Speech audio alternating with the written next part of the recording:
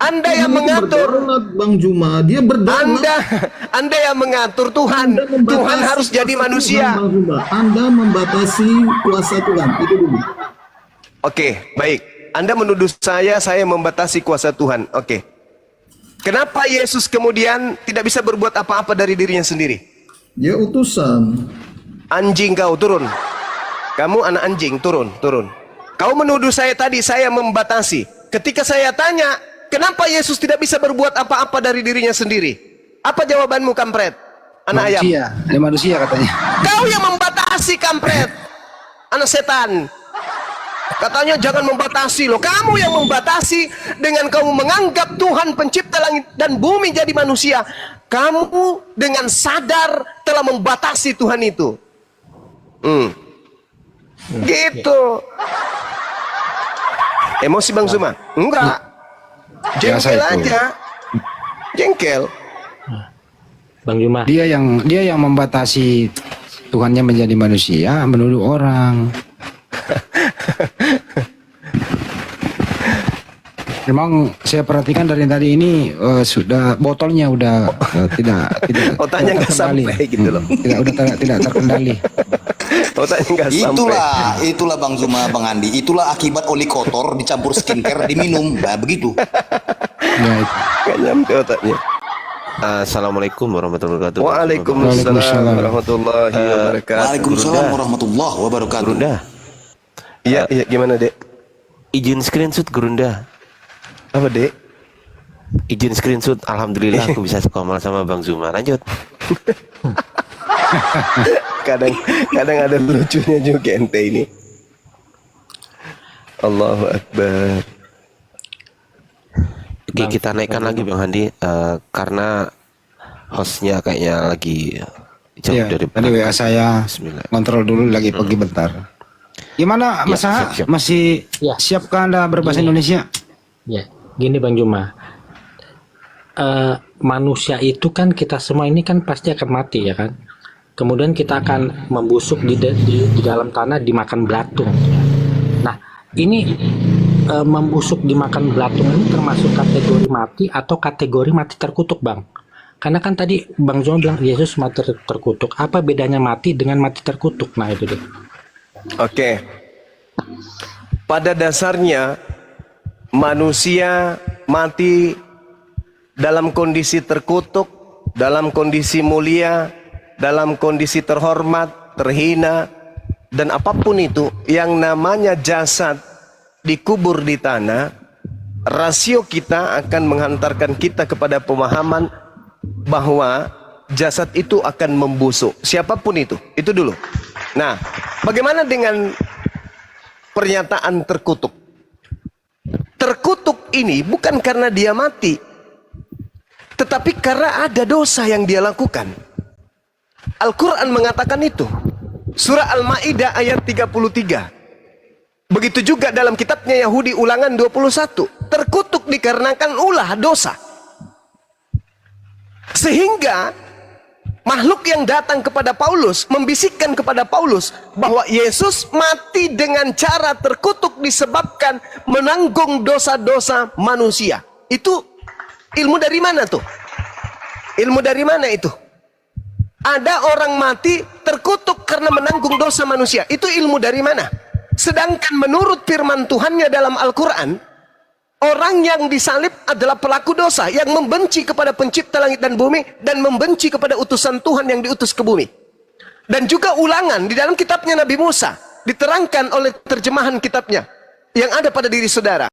Apabila ada orang yang melakukan dosa yang sepadan dengan hukuman mati lalu engkau hukum mati dia, jangan kau biarkan mayatnya semalam-malaman. Sebab orang yang dikutuk, orang yang mati tergantung dan dikutuk oleh Tuhan, jangan kau biarkan mayatnya menyentuh tanah yang diwariskan Tuhan kepadamu. Itu dalil. Berarti yang dikutuk ini adalah pelaku dosa yang sepadan dengan hukuman mati. Pertanyaannya, apa dosa Yesus yang asli? Ada? Nggak ada.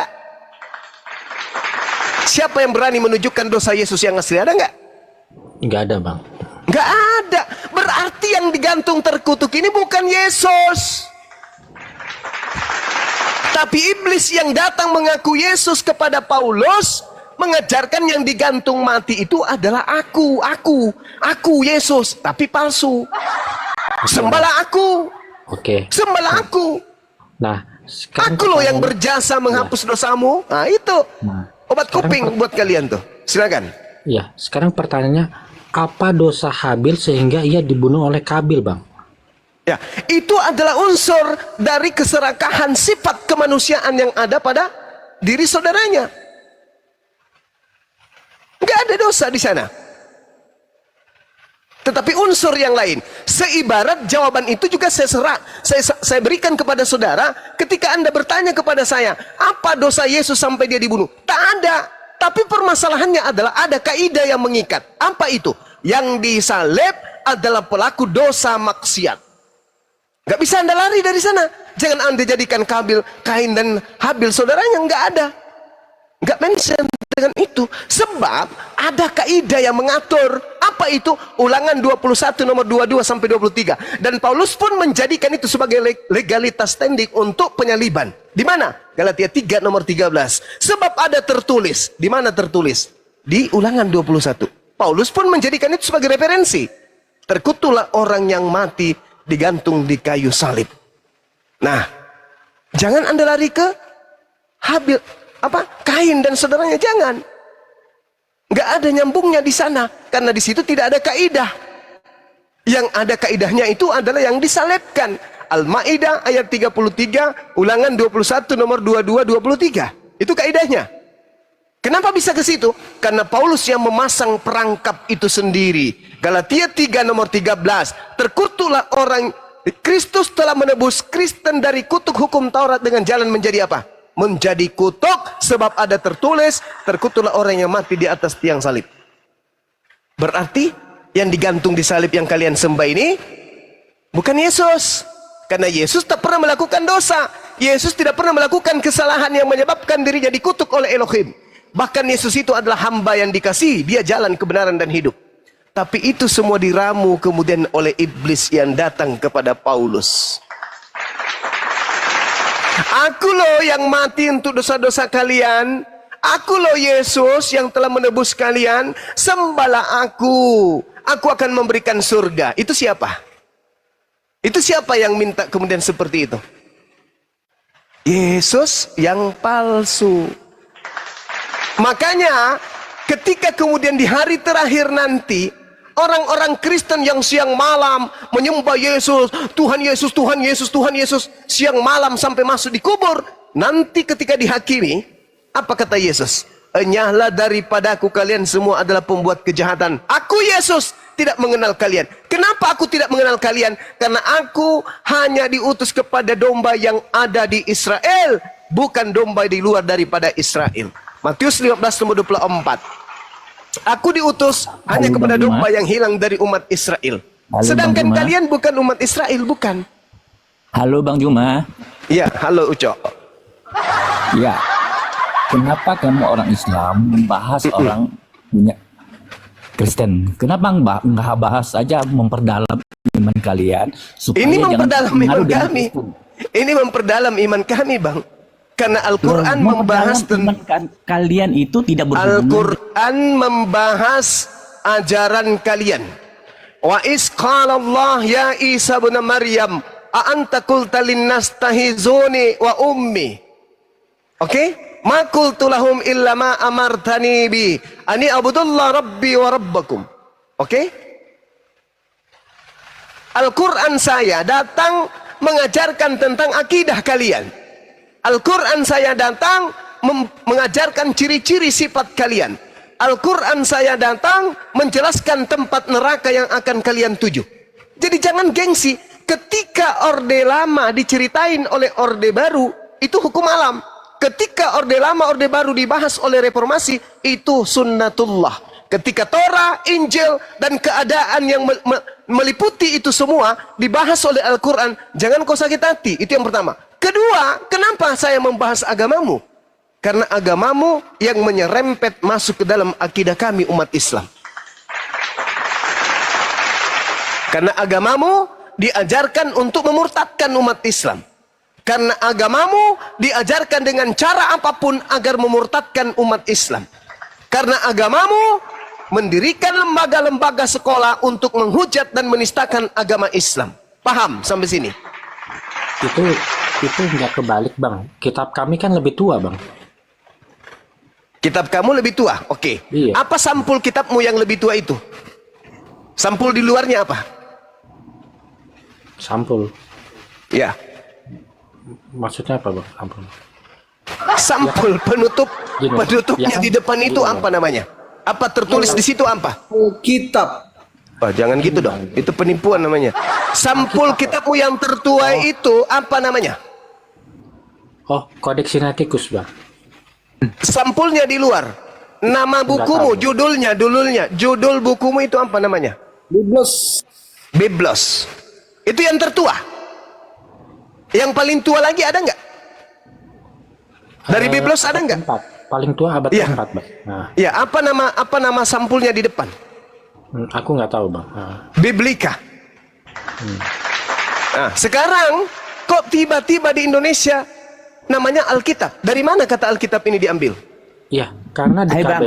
KBB itu dikatakan Alkitab itu kitab suci. KBBI itu baru dibuat baru-baru ini.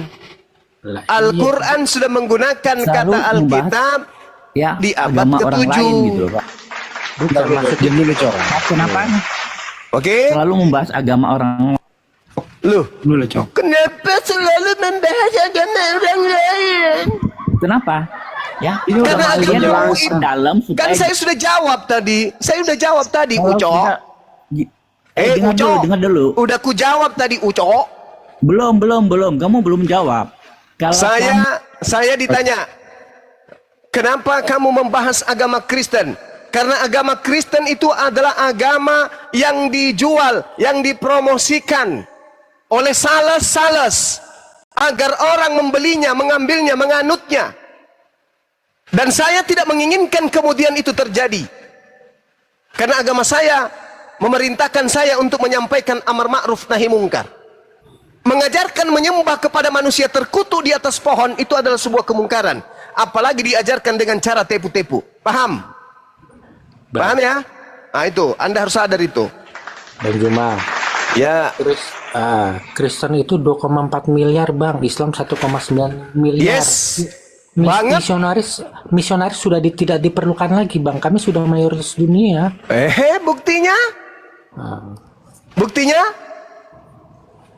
Buktinya apa, Bang? Buktinya apa, Bang? Kami udah Buktinya apa, menang, Bang? Bang. Kami udah mayoritas dunia, nggak perlu lagi misionaris gitu. Nggak perlu lagi faktanya apa, Bang? Kitabmu masih niru-niru Islam. Tujuannya apa? Bang, Aduh, Bang. udah bilang Ah, itu kan kata-kata serapan yang ada di KBBI yang kata-kata serapan. dari Hey. serapan bahasa Arab itu dari Hey. KBBI. Gini loh, Bang. Hey. Gini, kalau di KBBI itu ada kata teos, kami pakai teos, Bang. Ini di pasal di KBBI nggak ada teos, nggak ada kurios, gimana dong? Nggak ada arkontas. Tuhan ada nggak? Kata dewa ada nggak? Ada, iya ada. Kenapa nggak pakai dewa? Ya bisa juga, iya bisa Ya, juga. ya itu bisa juga. Kenapa nggak pakai dewa? Kenapa? Untuk Karena apa? sasaran Untuk empuknya itu bukan orang Hindu, tapi sasaran empuknya itu orang Islam. Nah, Bang. Nah, maksudnya dewa itu untuk menggantikan apa, Bang? Menggantikan kata apa itu dewa maksudnya? Teos. Teos nggak ada di Alkitab, Bang. Nenekmu kiper. Lah, maksudnya di Alkitab bahasa Indonesia kan nggak ada teos, adanya kan Ada Allah. originalnya. Ya kan original Oke. teks kitab kamu itu kan Yunani, Cak Ayu. Di situ bertaburan kata teos, Cak Ayu. Begitu masuk ke Indonesia, Iya. katanya ke BBI. Kalau ke BBI teos artinya apa? Ke BBI. Tuhan. Nah, Tuhan. Iya. Anggap saja Tuhan. Lalu kenapa ada tulisan Allah? Nah, aku Nah, jelasin, Bang. Aku jelasin. ya, Gini, Bang. ya. Pasti terputar-putar nih. Bapak dalam bahasa Ibrani itu terdiri dari dua huruf, Bang. Alef bet. Dan itu dibaca Abba. Dibaca Abba, A-B-B-A. Markus 14 ayat 36. Nah, berarti Alef Lamet dibacanya Allah, A-L-L-A, Bang. Gitu loh. Jadi Allah itu adalah pengucapan Dari Alif Lam mana? Mem. Dari mana kau ambil kata Allah itu dari mana? Lah, Allah itu adalah pengucapan dari generic name bahasa Ibrani Tuhan itu Alef Lamet, bukan dari Alif Lamet. Lam, Bang. Iya. Alif Lamet. Apa Alif Lamet? Alef Lamet itu adalah generic name dari bahasa Ibrani untuk Tuhan atau dewa kan? Alif Lametnya yang mana? Yang mana maksudnya gimana, Bang? Yang mana yang Anda Gini sebut loh. Alif Lamet Gini, ini? Bang. Tuhan Yang dalam mana? bahasa Ibrani gini, Bang. Tuhan dalam bahasa Ibrani generic name itu kan terdiri dari 2 huruf Alef Lamet. Gitu loh. Nah, Dibaca Alef- apa dia? Dibaca apa? Dibaca apa kalau Alif Lamet? Dibacanya Allah karena Alef Bet dibacanya Abba. Gitu loh. Di mana? Coba tunjukkan kepada saya tulisan Ibrani. Sabar dulu.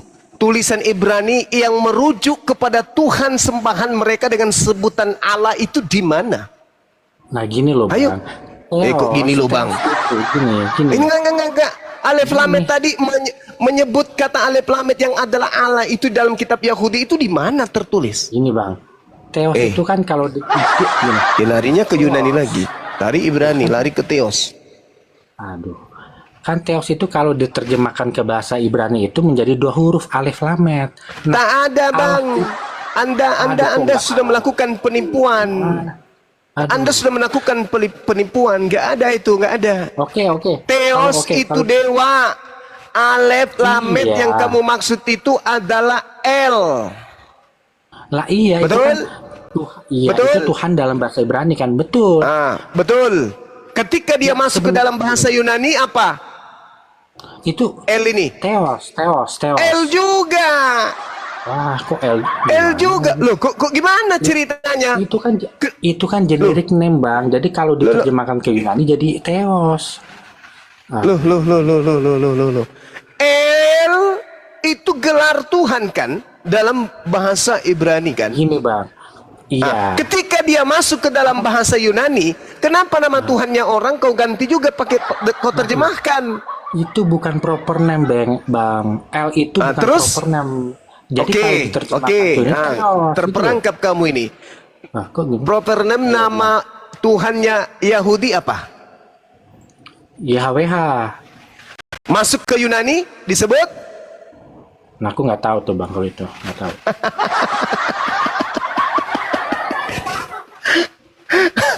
itulah agamamu. Tuhannya Yahudi diganti menjadi dewa. Kenapa diganti menjadi dewa? Karena sejatinya tujuannya adalah mempertuhankan iblis yang datang mengaku sebagai Yesus. Maka semua nama-nama Tuhan, gelar-gelar Tuhan dalam pengajaran nabi-nabi Yahudi begitu diterjemahkan secara bebas, karena di situ tak ada lagi nabi dan tidak ada orang yang diutus kepada mereka, orang Yahudi, Yunani, Romawi. Mereka bebas mengatakan itu adalah dewa. Makanya saya santer bertanya kepada orang Kristen, wahai saudaraku Kristen, ya paman, nabi mana yang diutus kepada Roma untuk mengajarkan menyembah kepada Yesus? Apa jawaban orang Kristen?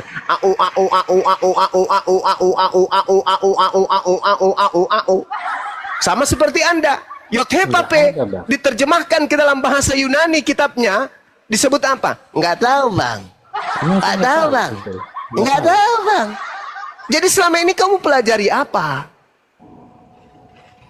Lah, Abang kasih tahu apa? YHWH jadi apa? Kalau harusnya tetap YHWH. Nah, Karena iya. itu adalah nama Tuhan yang tidak bisa kemudian diterjemahkan ke dalam bahasa apapun. Tapi betul. karena, dengar, tapi oleh karena yang ingin diajarkan kepada Roma ini adalah bukan konsep Yudaism, tapi konsep mereka yang disesuaikan dengan konsep mereka, maka Yothepape diganti menjadi dewa Theos. Paham sampai sini? Oke, jadi YHWH itu jadi Theos kan, Bang, dalam bahasa Yunani ya? Ya, Iya. kenapa demikian? Karena orang Roma menyembah dewa, bukan menyembah Yothepape, tapi menyembah Theos. Oke, jadi Dewa. kalau generic name untuk Tuhan itu dalam bahasa Yunani apa? Yunani itu apa, Bang? Ya Theos, semuanya jadi Theos. Oh, jadi Theos. Kenapa jadi Theos? Oh, Kenapa jadi Theos? El Elroy jadi Theos, Adonai jadi Theos, Gibor jadi Theos. Kenapa demikian? Karena sejatinya tidak ada nabi yang diutus untuk Roma Yunani. orang Roma Yunani menggunakan kitabnya Yahudi hanya sebagai alat untuk melanjutkan misi penyembahan kepada roh-roh dewa-dewa mereka. Papa Ya. paham sampai sini? Papa paham sampai sini, Bang? Ya memang Yesus nggak pernah ke Roma, Bang. Kan Yesus nabi Ya, iya terakhir. betul. Ya Iya. memang betul. Memang betul. Kan saya udah bilang, tidak ada nabi yang diutus kepada Roma dan Yunani. Maka betul. mereka yang tidak ada nabi diutus kepadanya, tapi sudah terlanjur punya keyakinan, mengambil kitabnya orang Yahudi dalam bentuk Septuaginta. Lalu mereka mengambil kitab yang di kanon mereka, dikawinkan kitab itu, jadilah agama Katolik Loh. dengan menggunakan kitabnya agama orang. Tuh, Bang. itu fakta. Iya. Yahudi dan Kristen kan sama-sama mengimani Ishak, Bang. Memang Apa? kenapa kalau? Ya kan kami sama Yahudi sama-sama mengimani Ishak. yang Apa akan bedanya datang. dengan kami, umat Islam? Lah, kalau Islam kan Ismail.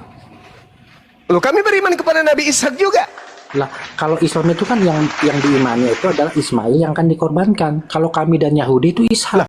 Kami beriman kepada Nabi Ishak, beriman kepada Nabi Yakub, beriman kepada Nabi Daud, Musa, Iya. Salomo. Kami beriman kepada nabi-nabi yang datang kepada mereka. Masalahnya, Kristen ini tak ada hubungannya dengan nabi-nabi tersebut. Tapi kenapa Kristen kemudian menggunakan terjemahan kitabnya orang tersebut? Kenapa?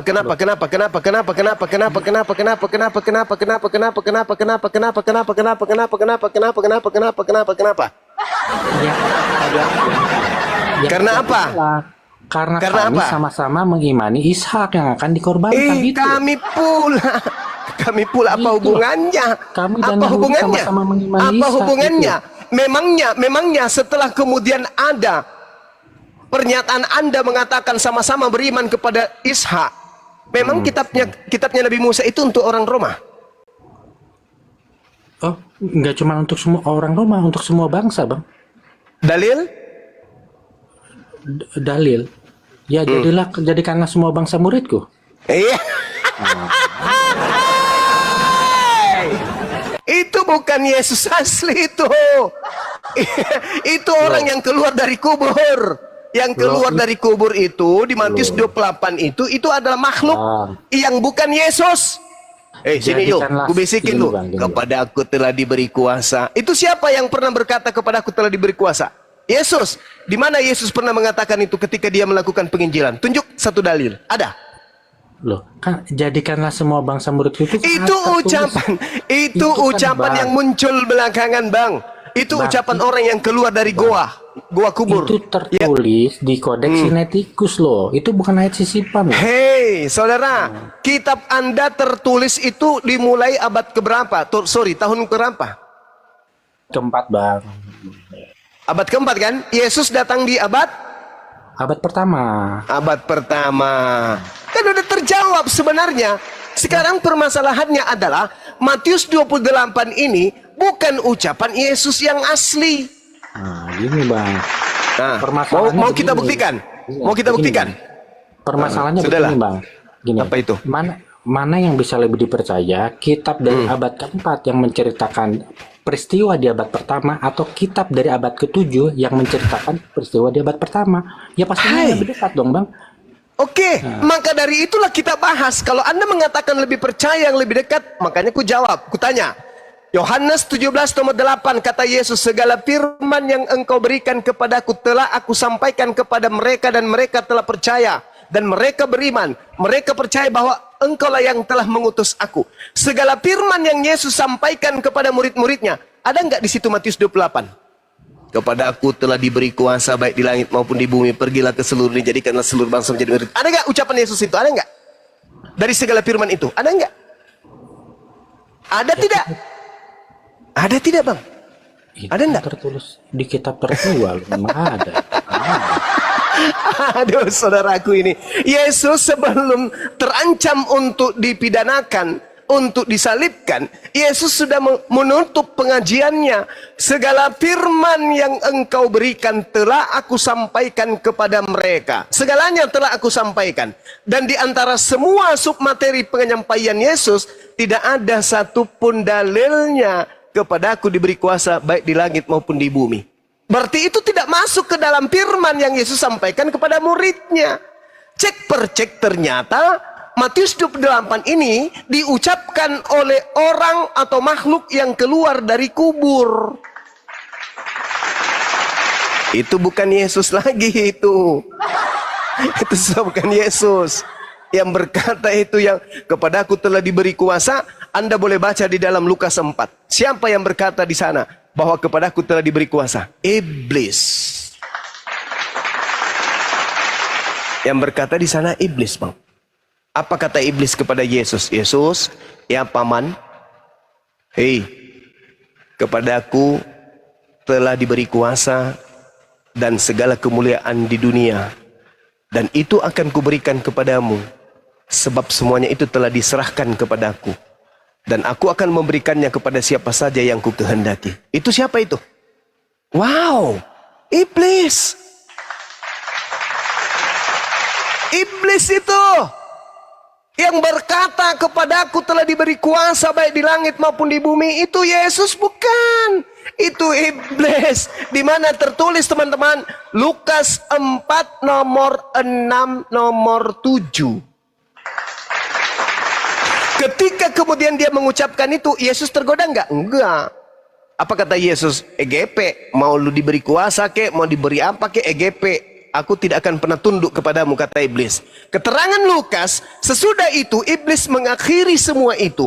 Lalu iblis mundur dari Yesus. Dan iblis menunggu waktu yang baik. Waktu yang baik maksudnya apa? Menunggu kesempatan yang tepat. Untuk apa? Untuk menjalankan aksi penyesatannya. Maka apa yang terjadi? Yesus diupayakan dibunuh. Ketika diupayakan itu terjadi, upaya itu gagal. Yesus diangkat ke langit. Maka yang masuk di dalam kubur itu bukan Yesus. Yang keluar dari kubur itu juga bukan Yesus. Itulah kesempatan yang baik oleh iblis untuk menyesatkan kalian. Pergilah ke seluruh dunia. Jadikanlah seluruh bangsa menjadi muridku. Itu siapa? Iblis. Yesus yang asli berkata apa? Aku diutus hanya kepada domba yang sesat dari umat Israel. Kata siapa? Kata Yesus. Jadi yang berkata jadikanlah segala murid bangsa jadi murid itu siapa? Bukan Yesus, tapi penyesat yang ngaku-ngaku Yesus. Oke deh Bang, oke. Oke. Anggap aja Bang Juma benar gitu ya. Oh iya, jangan dianggap, itu memang betul itu. Oke. 2,4 miliar itu anggap aja itu pengikut iblis lah ya. Nah, yes. Kenapa? Dengar. Gini, Matius Bang, 24 nomor 4 nomor 5. Penyesat itu akan menyesatkan banyak orang. Nah, tuh. Pertanyaan begini Bang. Kenapa setelah 1400 tahun pengikutnya Islam ini tidak bisa mengalahkan pengikut iblis ini? Kelihatannya Allah Subhanahu wa taala tidak berdaya loh melawan iblis. Dengarkan, Bung. Al-Quran mengatakan wa kulil haqqu min rabbikum. Barang siapa yang mau beriman silakan beriman. Barang siapa yang mau kafir silakan kafir. Kebenaran sudah disampaikan oleh Tuhan. Nabi Musa, kenapa dia tidak berhasil kemudian menjadikan seluruh Bani Israel taat tunduk kepadanya? Harusnya Anda tanyakan itu. Karena skala prioritas pengajaran Nabi Musa hanya untuk kepada kaumnya. Tapi kaumnya tidak mampu Nabi Musa jadikan sebagai pengikut seluruhnya. Skala kecil, Yesus. Bahkan dia adalah Tuhan Anda sendiri. Kenapa dia tidak mampu kemudian menjadikan seluruh Bani Israel menjadi pengikutnya? Kenapa? Karena ada kekuatan di belakang itu semua yang menggonggong supaya Bani Israel itu tidak taat kepada Tuhan. Islam datang dengan skala yang lebih luas, global.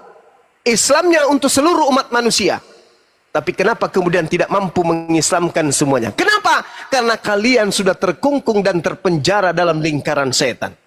Coba tanya diri Anda, adakah Yesus mengajarkan Anda menyembah dirinya? Tak ada.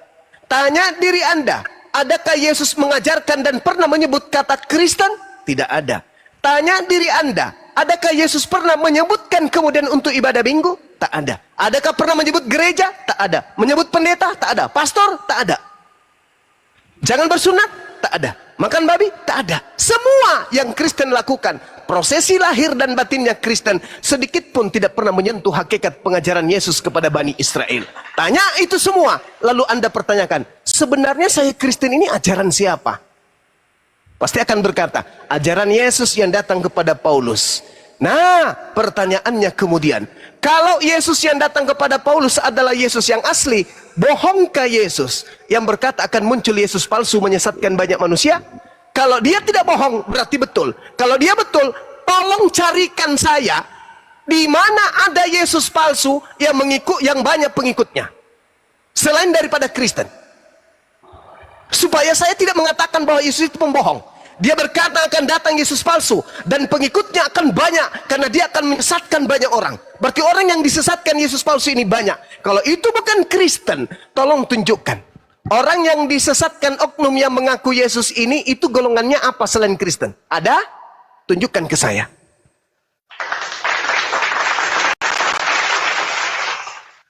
Dan kalau Anda menolak itu juga, maka muncul pertanyaan. Waspadalah kepada nabi-nabi palsu yang datang kepadamu dengan menyamar domba, padahal mereka adalah serigala yang buas. Dari buahnya kau bisa mengenal dia. Memanggil aku Tuhan, bernubuat pakai namaku, bermujizat pakai namaku, mengusir pun setan pakai namaku. Itu buah daripada nabi palsu. Kalau bukan Kristen, tolong tunjukkan sekelompok manusia yang banyak yang menyebut Yesus Tuhan, bermujizat pakai nama Yesus, mengusir setan pakai nama Yesus, bermujizat pakai nama Yesus. Itu di luar Kristen siapa?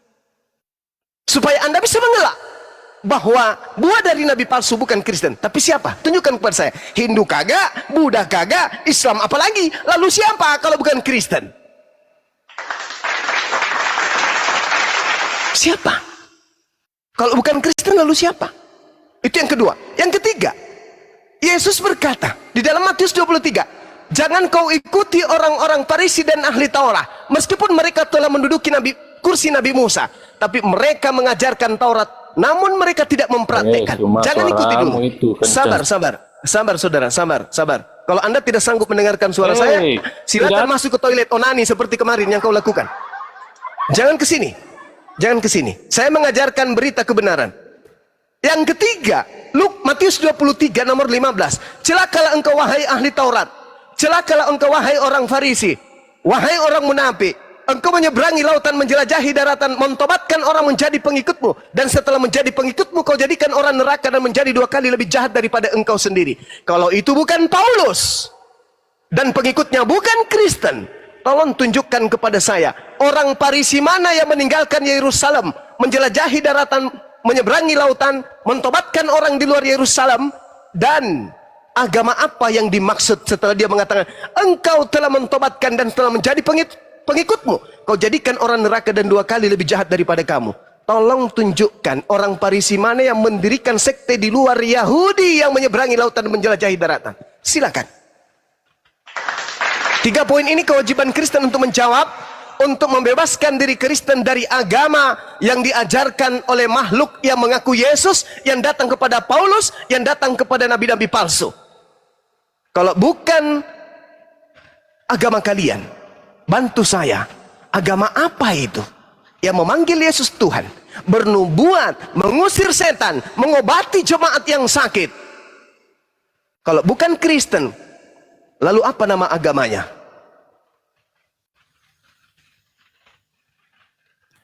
Juma, kenapa abang tuduh selalu Paulus yang didatangi oleh yang datang kepada Paulus itu adalah iblis? Apa dasarmu? Kalau bukan Paulus, sekarang gini. Lalu siapa? Jawab dulu. Sekarang kutanya. Kalau bukan Paulus, lalu siapa? Dengar.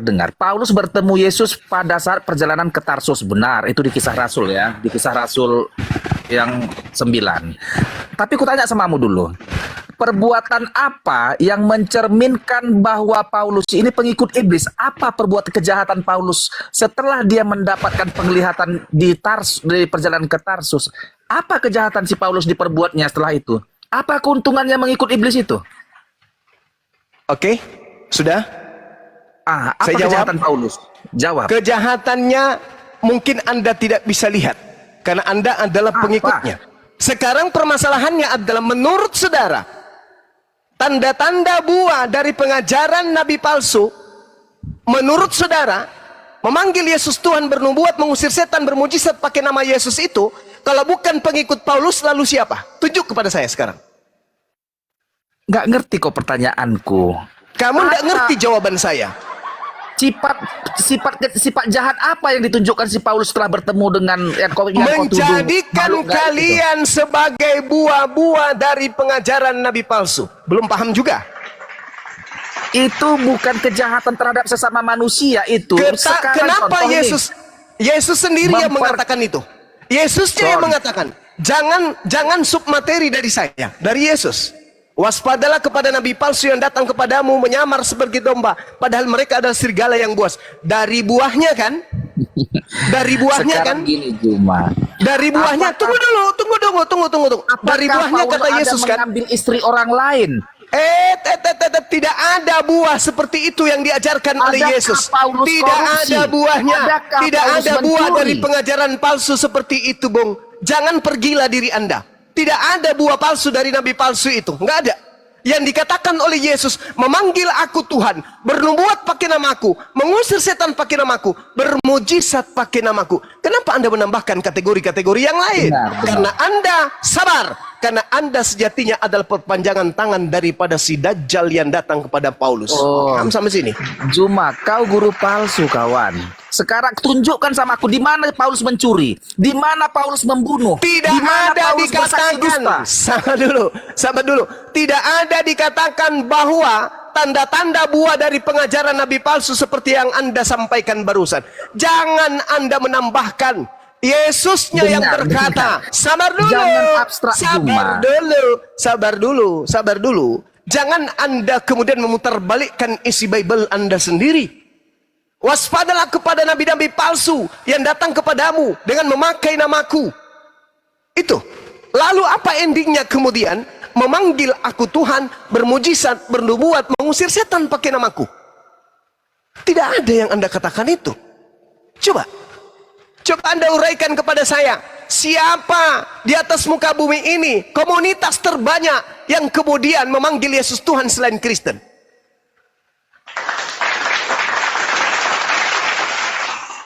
Ayo.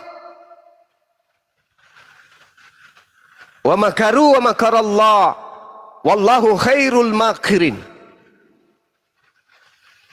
Anda ditenggelamkan oleh Bible Anda sendiri.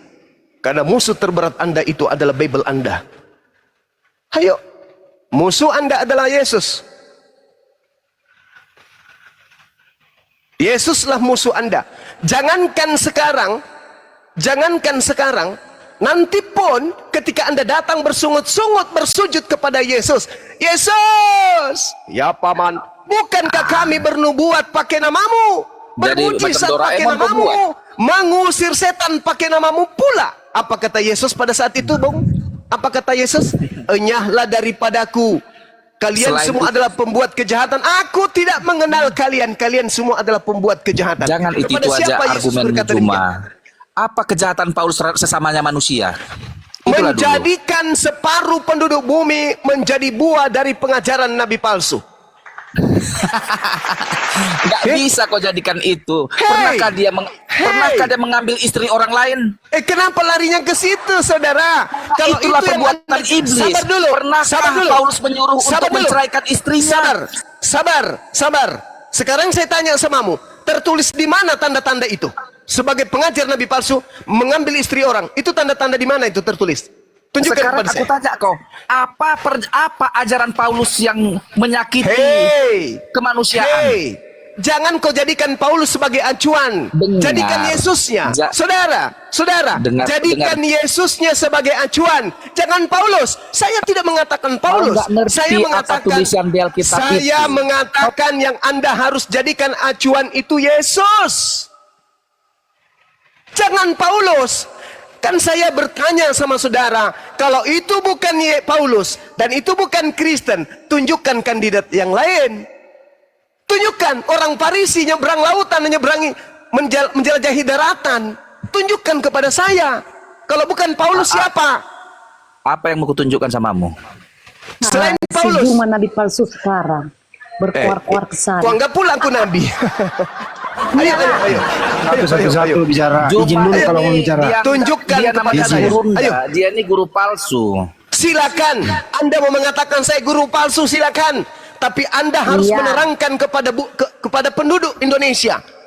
Ketika Yesus mengatakan waspadalah kepada nabi palsu yang datang kepadamu Kami dengan yang menyamar nabi seperti palsu. domba. Di dunia ini lebih banyak Nabi Kristen palsu itu menyembah cuma Yesus. nabi yang datang Oh, setelah nabi Yesus palsu memang kau. Kristus. Itulah nabi palsu. Buah Di dari mana nabi kejahatan palsu itu Paulus apa? cuma?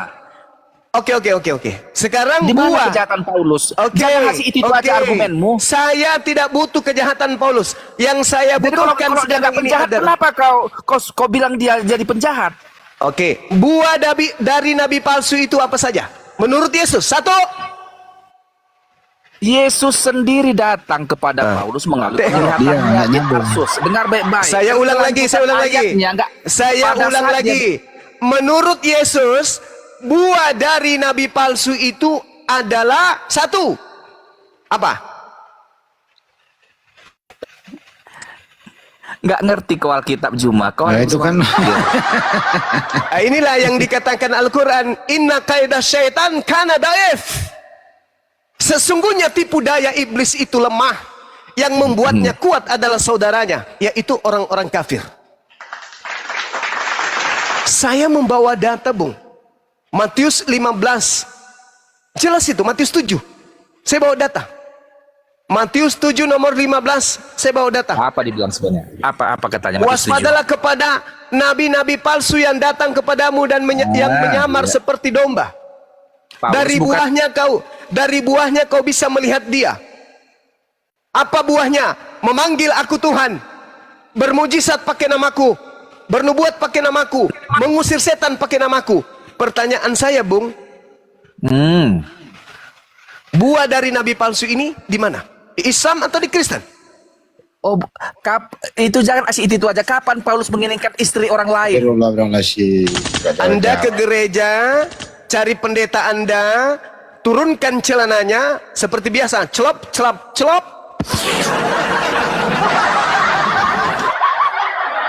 Saya berharap ada dari saudara Kristen, utamanya pendeta dan pastor, silakan naik ke sini.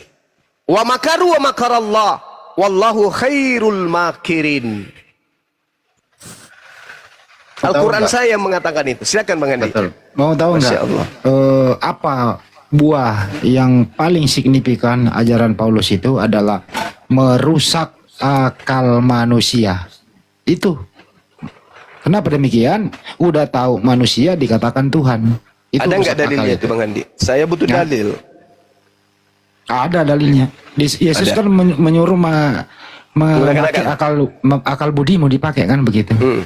Nah, sedangkan Tapi- Kristen yang tadi ini tidak pakai akal, iman buta. Manusia 2 dikatakan Tuhan. Korintus 2 Ya, itu. Korintus 10 nomor 5. Ya, Aku mematahkan, aku membinasakan setiap pemikiran manusia dan merumbuhkan kubu ketinggian pengetahuan Tuhan. Aku membinasakan setiap pemikiran manusia. Aku membinasakan setiap pemikiran manusia. Aku membinasakan setiap pemikiran manusia dan merubuhkan semua kubu ketinggian pengetahuan Tuhan. Kata siapa? Kata Paulus. Di mana tertulis, teman-teman? 2 Korintus 10 nomor 5. Original teksnya jelas tertulis. Kata Ireo, membinasakan pemikiran logismos manusia, logismos pemikiran manusia, dan merubuhkan ketinggian hopsuma pengetahuan genosis theos Tuhan dewa. Tuh, dan kata Paulus, aismalotiso menawan atau menahan neoma pemikiran manusia dan menaklukkannya, menundukkannya kepada Yesus. Tegur saya kalau saya salah, kawan-kawan. 2 Korintus 10 nomor 5. Akal dimatikan, pemikiran dimatikan, ilmu pengetahuan dikebiri. Ya, itu dalam Untuk menggiring manusia tunduk kepada Kristus. Kristus yang mana? Kristus yang adalah iblis. Itu dalil. Saya ulang, 2 Korintus 10 nomor 5. 2 Korintus 10 nomor 5. Kami membinasakan pikiran manusia dan mematahkan logisme. Apa itu? Pemikiran, kekuatan, ilmu manusia. Dan merubuhkan ketinggian, hopsoma, pengetahuan, genosis. Jadi, pengetahuan, pemikiran, kecerdasan, kepintaran manusia dipatahkan dan dibinasakan oleh Paulus. Sehingga apa yang terjadi? Dogma, doktrin. Karena otak sudah tidak berfungsi, akal tidak sudah dipakai. Yang ada, siapa yang berkata Yesus adalah Tuhan, maka dia akan diselamatkan. Roma 10 nomor 9.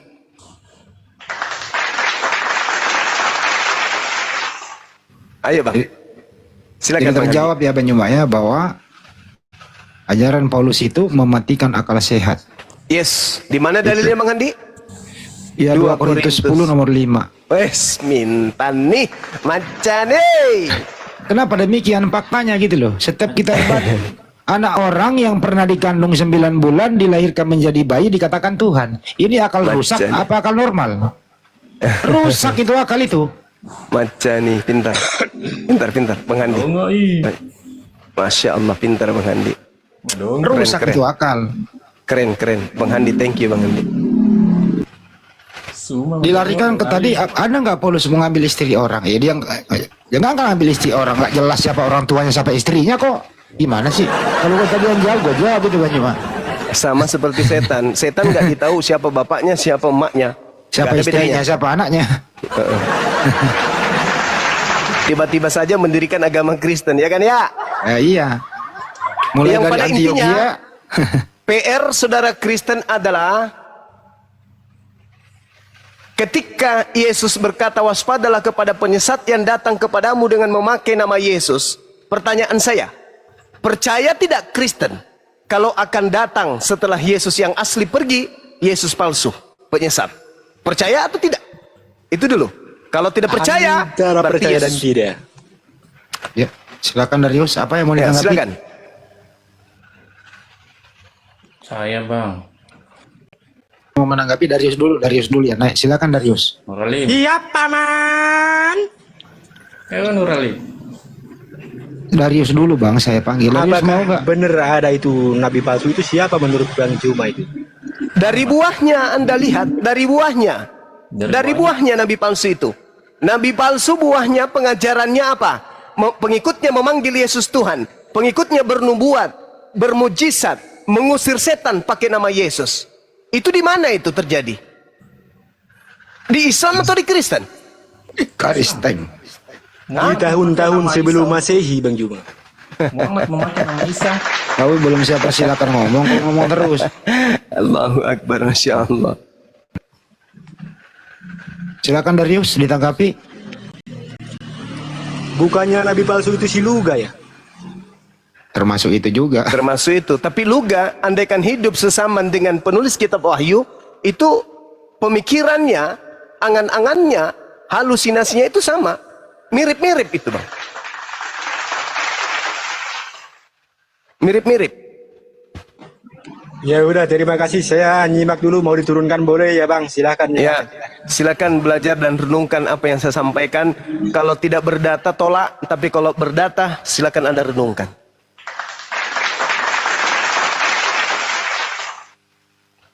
Ya, Bang Darius Kristen ya, Bang Darius ini. Kristen lah. Bang Darius monitor Kristen Anda? Kristen. Kafir. Waduh. Semi kafir. Ya udah iklan dulu lah, Kaisar Jonta, iklan. Aduh, mantap sekali ini. Segar sekali kopi yang kuminum ini. Bang Handi. Lanjut. Prof, ya. Ya teman-teman ya. Sekali lagi yang mau naik boleh. Ada sekitar 3 slot ini. Saudara-saudara Kristen ya, untuk penyembah plastik Indomie yang menuhankan lanceng ceba. Kalau cuma doktrin dan dogma, Tuhan dikonsep menjelma jadi manusia, lalu reinkarnasi teofani seperti amuba, mending kau tuhankan saja si Kribo Saibaba. Ingat, Dari nenek moyangku pinter pakai celana legging sampai nenekku pinter naik sepatu roda dan sekarang sudah menjadi top global pro player Mobile Legend, tidak akan ada ditemukan satu data dalil di Bible Oten Tuhan jadi manusia dan manusia jadi Tuhan seperti Satria Baja Hitam ataupun Ultraman. Bahkan teman-teman ya, bahkan sampai Presiden Korea Kim Jong Un dan Vladimir Putin jadi kiper timnas Indonesia, tidak akan pernah kau temukan konsep 3 menjadi 1 jiwa atau 1 menjadi 3 bagaikan Naruto membelah raga. Kalau cuma congor dan kuar-kuar sok pintar tanpa menggunakan data dalil bagaikan orang gila mencari ketiak ular ya. Di sini kau mumpuni akademis yang terukur, bukan pembual seperti Ejus yang suka pinjam pisau cukur ya. Yang lucunya orang buta bertemu Yesus dapat mukjizat, sehat dapat melihat. Tapi kocak lucunya ya, Om Paulus ketemu Yesus matanya buta hampir sekarat. Segala firman dan data Gurunda Zuma sudah bacakan, tapi Anda masih saja memutarbalikan. Satu pertanyaan yang ditanyakan, tapi 11 jawaban yang kau lontarkan. Itu pun salah semua. Gurunda Zuma akademis Islam mendunia, Profesor Ardiansa Master of Data, no handi no party, pakar jebakan Sparta. Silakan hadapi sampai kau berak celana. Stay tune. Waduh, mantap kali. Kita Dulu kembali saya ke pernah, halo, kenapa Darius? dulu saya pernah berdebat sama Bang Juma, lalu saya diturunkan, katanya suruh colok padat beda. Waduh. Tapi setelah itu saya berpikir, mencari kebenaran. Saya turun dulu ya, nanti saya masuk lagi. Masih berpikir kan? Masih berpikir kan abang ini? Masih kan? Bang, masih kan? Masih Bang Juma, masih. Ya insya Allah. Kalau Anda masih berpikir, insya Allah kita nanti akan satu masjid sama-sama ibadah. Lanjut Bang.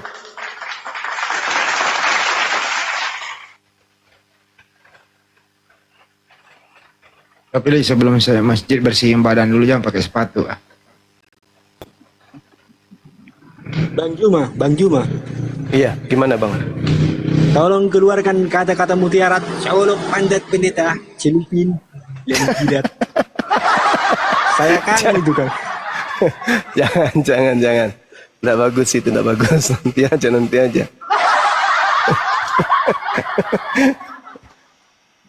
aja. Assalamualaikum. Waalaikumsalam. Salam. Salam sehat dari Lombok, NTB.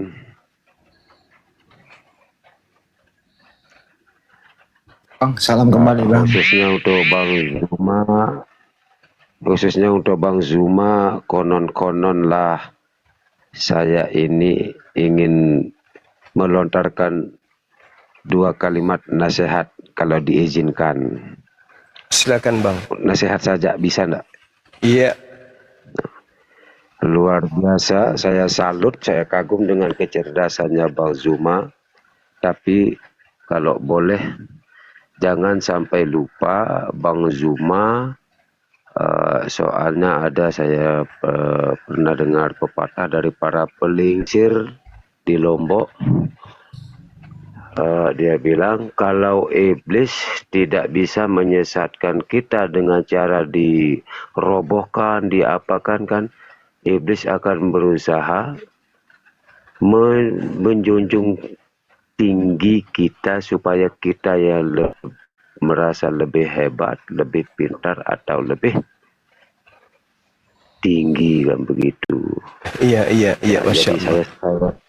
Saya kalau abangku sampai begitu, tolong dengan niatnya itu jangan sampai lupa. Itu dia kan di situ kunci perdalannya. Baik Bang, baik.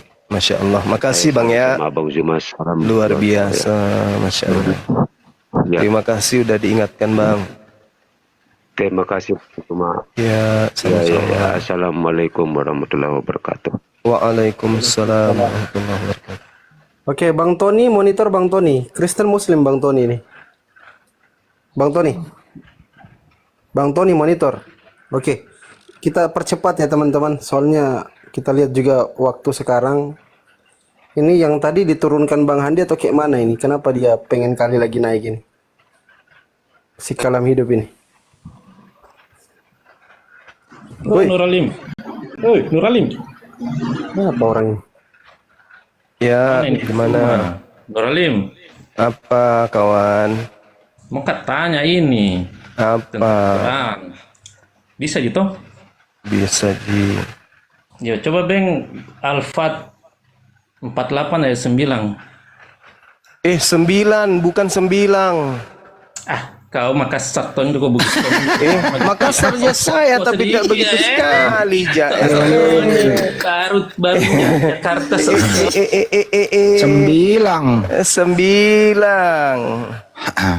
9 Badiki. Apa nak manjo? Bang Juma. Pergi berdua pulang berenang. Disunat itu sakit tidak ya? Enggak. Saya takut diukir gitu. Kenapa? Aku diukir katanya. Takut diukir. Kok diukir? Enggak lah. Sekarang itu kan ada alat yang laser. Jadi disuntik dulu bang, disuntik entah 3 kali, seret, sedikit disuntik, seret, cabut, suntik lagi di samping, seret, cabut, seret. Jadi cuma 1 kali sedot obat itu ditarik sekian mili, habis itu dihabiskan, habis itu disentil sama bu dokter yang cantik. Masih berasa nggak? Ketika kita sudah tak merasa apa-apa, baru digunting, gitu. Apa yang mau dirasakan? Tak ada. Jangankan yang kulit lebih itu, orang usus, potong tangan, potong kaki nggak ada terasa kalau sudah disuntik, dibius, nggak ada sakitnya bang, nggak ada sakitnya.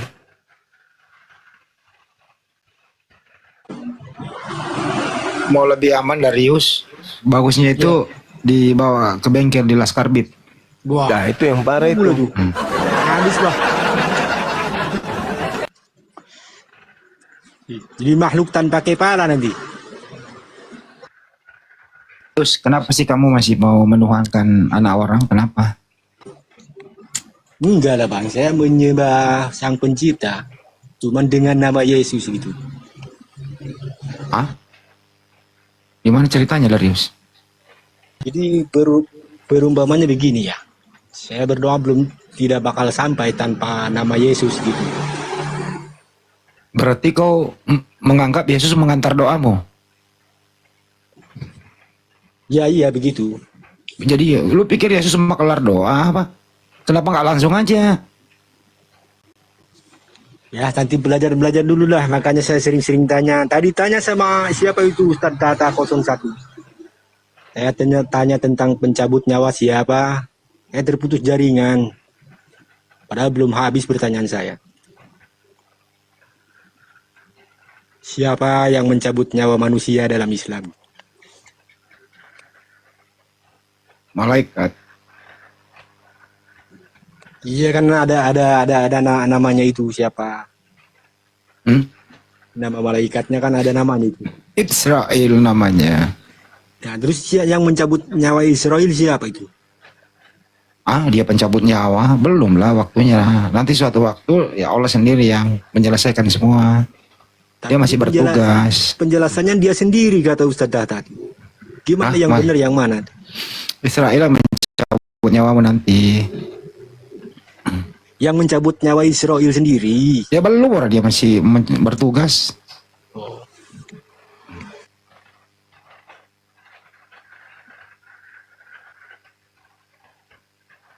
Masih bertugas dia bro. Saya mau turun tapi pengen keluar dari Bang Juma itu. Paman turun colok itu. Wis. Ini lawan diskusi saya sejak dari grup WA kayaknya bapak ini. Pernah ada akun sebut satu lagi saya suruh turun. Saya dulu kan dengan gambar akun ini kan? Bukan. Oh beda berarti.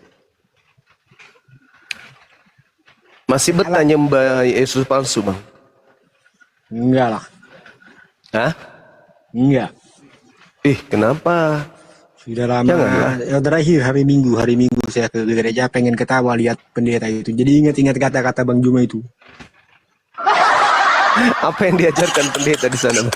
Ya nggak tahu juga fokus sama ajarannya bang. Saya malah ingat kata-kata olok pantatnya lalu jidat. Iya ingat itu. Bang Hani juga. Ya, ya gitu bang.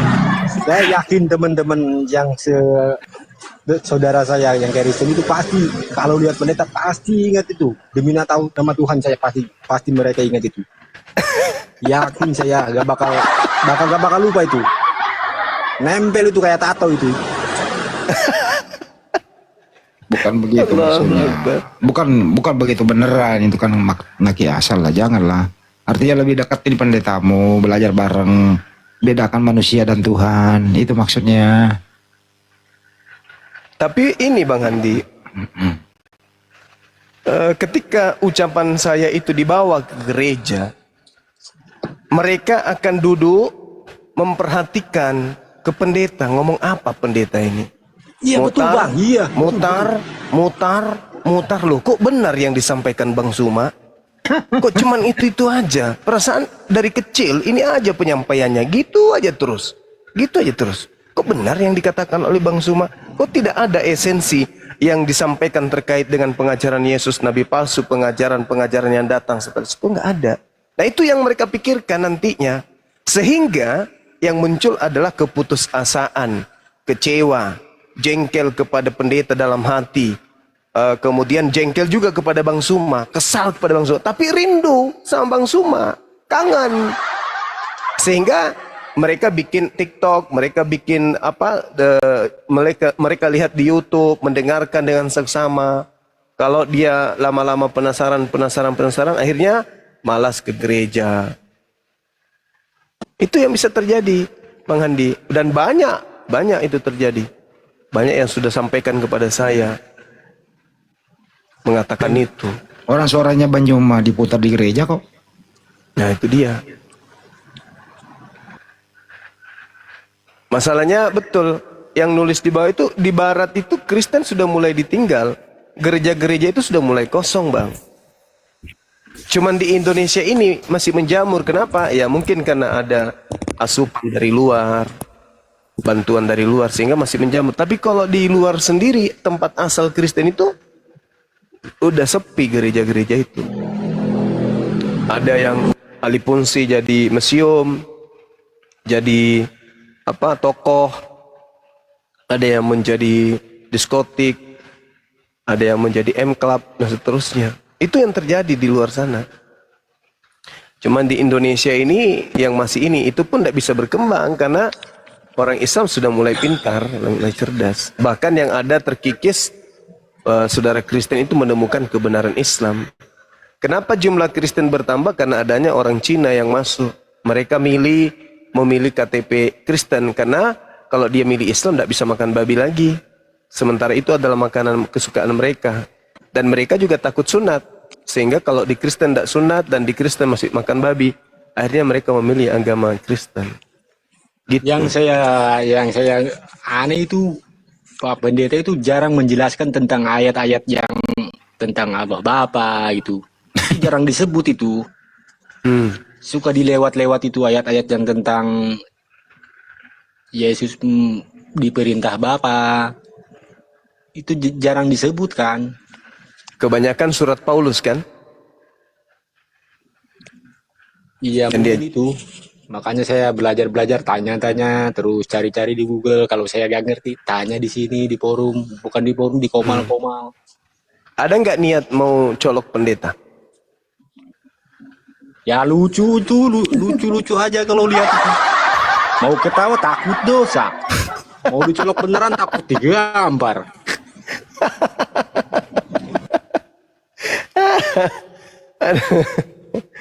Allahu Akbar. Dikolerasi mereka akhirnya ya Pak Gerunda ya. Allahu Akbar. Lucu juga dari sini. Tapi takutnya nanti kalau misalkan ya benar-benar ada hidayah itu ya, takutnya saya nanti mualaf cuman gara-gara kata itu, kan gak enak. Ada loh, ada. Masa iya? Bang J, yang namanya Bang J itu mualaf gara-gara Oh iya kata-kata Bang J, itu. Bang J. Ada. Dari itu ya. Dia sakit pasti sakit hati pasti dia tuh. Iya, Awalnya. Iya sama saya juga sakit tuh. Tapi begitu ke pendeta lihat di gereja, oh benar lah kata Bang Suma ini gini-gini aja yang terus yang disampaikannya ini Bapak ini. Belum lagi kalau pendetanya cepat emosian, nah itu semakin akan menjengkelkan jemaat. Benar nggak, Bang? Lucu juga Darius ini. Iyalah. Darius orang mana, Bang? Di Medan, cuman kerja di Karawang, Bang. Oh, di Medan. Iya. Sekarang di Bekasi dia, Kerawang. Iya, dekat Bekasi itu dekat. Pabrik mana, Darius? Aku juga di Kerawang Barat ini. Di kawasan industri itu, Bang. Oh, M2000. Iya, yang ke dalam itu masuk. Ya udah, besok-besok kita ketemu ya. Ya, iya. Saya sopir truk, Bang. Oh, supir truk. Yang gede itu ya. Iya ya, yang bawa 6 roda, bawa barang keluar masuk. Itu ada tamu tuh. Oke, disapa dulu Bang Dari yang benar dan di-mute dulu Bang Darius. Oke. Bang Dari yang benar. Iya. Kan Muslim, Bang. Kristen. Kristen apa, Bang? Kristen Protestan. Baik, silakan, Bang. Oke. Kristen salah sembah, Bang. Betul? Oh, kenapa gitu, Bang? Kenapa Ya, Kristen salah sembah? Silakan dijelaskan, Bang. Silakan.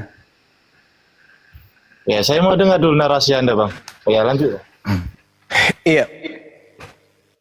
Narasi ini diawali dengan pernyataan Yesus yang berkata, waspadalah kepada penyesat yang datang kepadamu dengan memakai namaku dan berkata akulah Mesias. Apakah saudara percaya ucapan Yesus ini bahwa setelah Yesus pergi, muncul penyesat mengaku Yesus dan berkata dirinya sebagai Mesias? Apakah saudara percaya? Ya, percaya Bang. Banyak Mesias yang palsu yang disampaikan orang-orang lain, Bang. Jadi ketika pendeta-pendeta itu pun menyampaikan itu, ya mereka itu menyampaikan Mesias yang asli gitu, Bang. Jadi kita itu, jadi macam saya ini, Bang, ya. Jadi saya ini sebagai orang Kristen, lah. Ya, yang disampaikan oleh pendeta itu ya benar. Ya mereka menyampaikan hal yang benar gitu. Karena begini, ketika dia menyampaikan hal yang tidak benar itu, ya kami tahu, wah ini pendeta nggak benar ini. Bukan, maksud saya gini, adanya oknum yang datang mengaku Yesus. Kan Yesus berkata dalam Lukas 21 nomor 8, waspadalah kepada penyesat yang datang kepadamu dengan memakai nama Yesus dan berkata akulah Yesus. Waktunya sudah dekat, jangan kamu percaya. Oh, kalau ada mengatakan akulah Yesus itu udah kami bunuh itu, Bang. Yang Akulah datang Yesus. kepada Paulus mengaku sebagai apa? Yang datang kepada Paulus, maksudnya datang Paulus gimana itu? Yang mendatangi Paulus ketika Paulus ada di jalan menuju ke Damsik itu mengaku siapa, Bang? Ya itu Yesus Kristus, Bang, melalui cahaya, Bang. Melalui cahaya. Ini yang perlu kita uji. Ini yang perlu kita uji. Berarti sudah ada kandidat satu. Adanya makhluk yang datang mengaku Yesus kepada Paulus. Sekarang tinggal kita uji. Apakah itu Yesus asli atau itulah Yesus palsu? Bagaimana cara mengujinya? Sederhana. Yesus yang asli adalah manusia. Yesus yang datang kepada Paulus bukan manusia. Di mana Paulus mengaku yang datang kepadanya bukan manusia? Galatia 1 nomor 12. Aku menerima Injil bukan dari manusia, tapi dari pernyataan makhluk yang mengaku Kristus Yesus. Berarti udah terpenuhi kan? Penyesat itu bukan manusia. Yesus mengatakan dirinya manusia. Maria mengatakan anaknya manusia. Yohanes Pembaptis mengatakan sepupunya manusia. Murid-murid Yesus mengatakan gurunya adalah manusia. Elizabeth mengatakan ponakannya adalah manusia. Begitupun Zakaria. Dan Yesus sendiri mengakui dirinya adalah manusia. Bahkan malaikat juga mengakui Yesus itu adalah manusia. Tapi Paulus menerima ajaran Kristen bukan dari Yesus yang adalah manusia, tapi dari makhluk yang ngaku Yesus.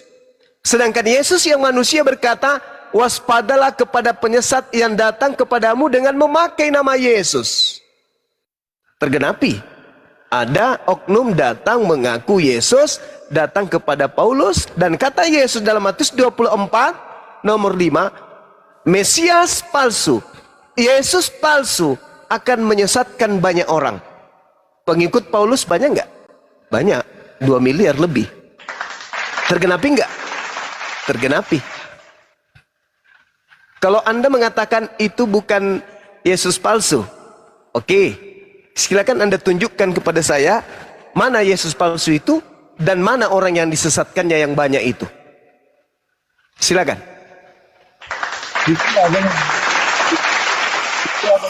Itu Abang Juma yang menerasikan itu, mengatakan bahwasanya yang dibawakan Paulus itu Yesus palsu. Ya Abang sendirilah yang harus menunjukkan datanya begitu. Karena Abang yang menarasikan bahwasanya Yesus yang dibawakan Paulus itu adalah Yesus palsu. Bukannya saya begitu loh Bang. Bagaimana Abang ini?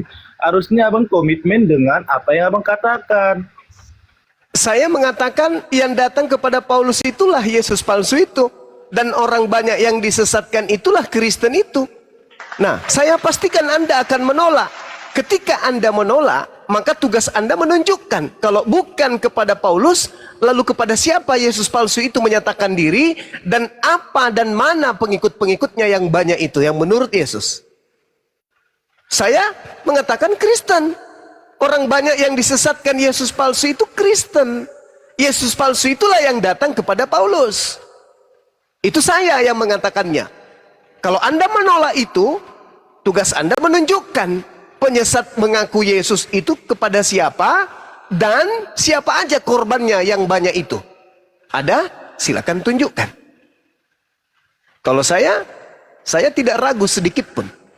Yesus palsunya yang Anda sembah. Pengikut Yesus palsu adalah agama Anda Kristen. Karena Yesus yang asli mengaku, aku diutus hanya kepada domba yang hilang dari umat Israel. Anda bukan umat Israel. Yesus yang datang kepada Anda bukan Yesus yang untuk orang Israel. Tetapi Yesus yang datang kepada Anda adalah Yesus yang mengatakan, kepadaku telah diberikan kuasa baik di langit maupun di bumi. Sedangkan Yesus yang asli mengatakan, aku tidak dapat berbuat apa-apa dari diriku sendiri. Beda. Beda itu. Kepadaku. Silakan. Ketika Abang mengatakan hal seperti itu, Bang, Abang kecantol juga dengan ayat Al-Quran Abang. Nah, tertulis di surah Al nomor 91, aku diperintahkan Tuhan di negeri Mekah. Itu kan di situ ada kata Muhammad di situ. Nah, tak ada hubungannya. Tak ada hubungannya. Abang begitu. Kalau Abang bilang hanya diperintahkan untuk bangsa Israel, Bani Israel. Tidak ada hubungannya itu, Bang. Gitu loh, Bang. Nggak ada hubungannya itu, saudara. Nggak ada hubungannya. Ini kita berbicara mengenai pernyataan Yesusnya. Tak ada hubungannya dengan itu. Yesus berkata, akan datang Yesus palsu dan menyesatkan banyak orang. Saya katakan Yesus palsunya itu telah datang kepada Paulus. Orang yang disesatkan banyak itu Kristen.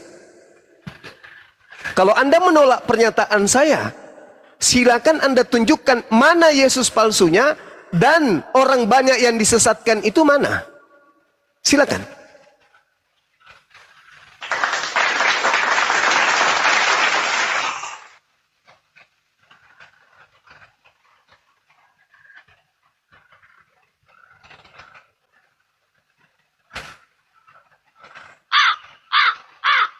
Tolong ya Nana.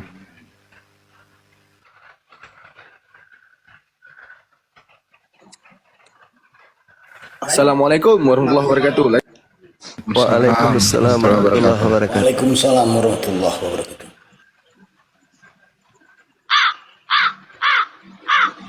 Nana pingsan ini anak ini. Halo, sebelum saya keluar, saya mau bertanya satu kali lagi ya. Boleh, silakan. Ya. Jelaskan itu, abang kan paham Bible itu. Jelaskan tentang Barnabas, Injil Barnabas. Iya. Jadi kalau kita berbicara mengenai Injil Barnabas, saya rasa kita akan melakukan pendekatan terhadap pengajaran yang muncul di Bible itu sendiri. Siapa yang kemudian memanggil Paulus untuk datang ke Antioquia?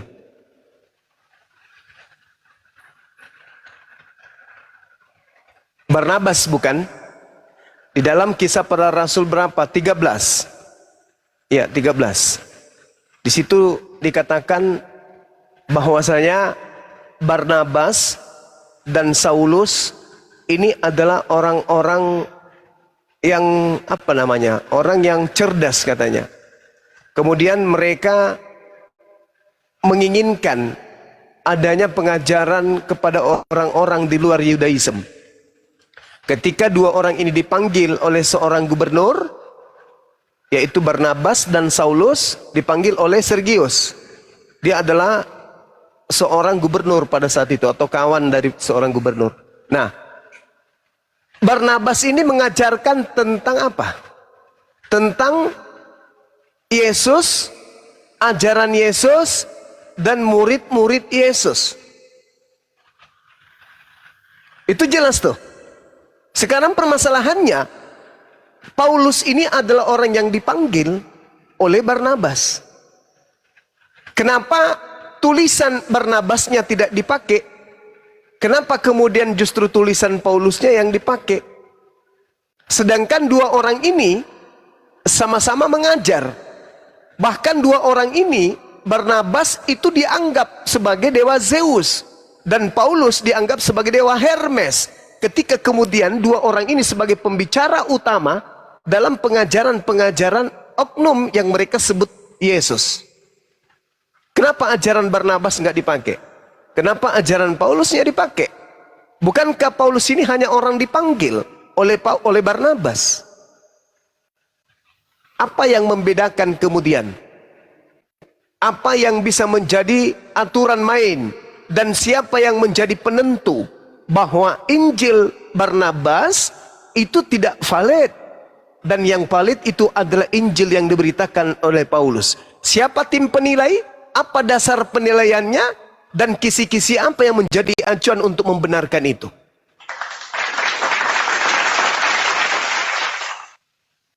Kira-kira itu dari tahun penulisannya begitu, Bang. Tahun penulisan. Ya, betul. Oke.